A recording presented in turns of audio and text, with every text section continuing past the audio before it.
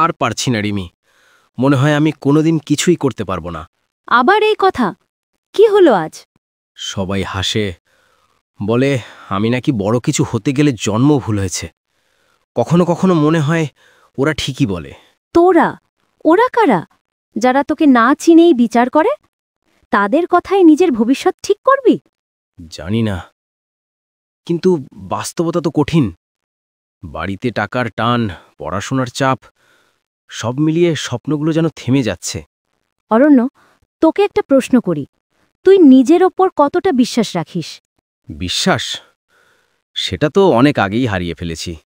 জানিস, মানুষ তখনই হারে যখন সে নিজেকে হারিয়ে ফেলে। তোর সমস্যা বাস্তবতা না, তোর সমস্যা আত্মবিশ্বাসের অভাব। কিন্তু রিমি, বিশ্বাসে কি পেট ভরে? বিশ্বাসে কি পরিস্থিতি বদলায়?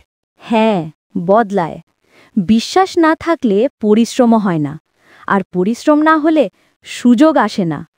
দেখ, তুই যদি এখনই হাল ছেড়ে দিস, তাহলে তোরা যারা হাসছে তারাই জিতবে। অরণ্য, তুই কি সত্যি মনে করিস আমি পারব?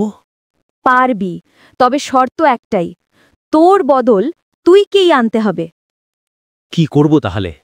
প্রথমে নিজের লক্ষ্য ঠিক কর, তারপর প্রতিদিন কিছু সময় নিজের ওপর কাজ কর। আর একটা কথা, পরিশ্রম অরণ্য, পরিশ্রম কখনো বিশ্বাসঘাতকতা করে না। তাহলে আজ থেকে শুরু? আজ নয়, এখনই। 2 মাস পর।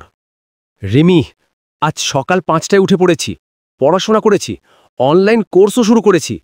বাহ, দারুণ তো! কেমন লাগছে? প্রথমে কঠিন লাগতো, কিন্তু এখন ভালো লাগে। মনে হয় আমি বদলে যাচ্ছি, তবে মাঝে মাঝে আবার ভয় পেয়ে যাই।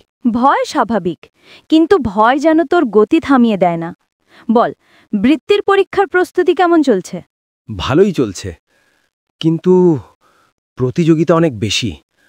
জানি না পেরোবো কিনা। গম্ভীরভাবে।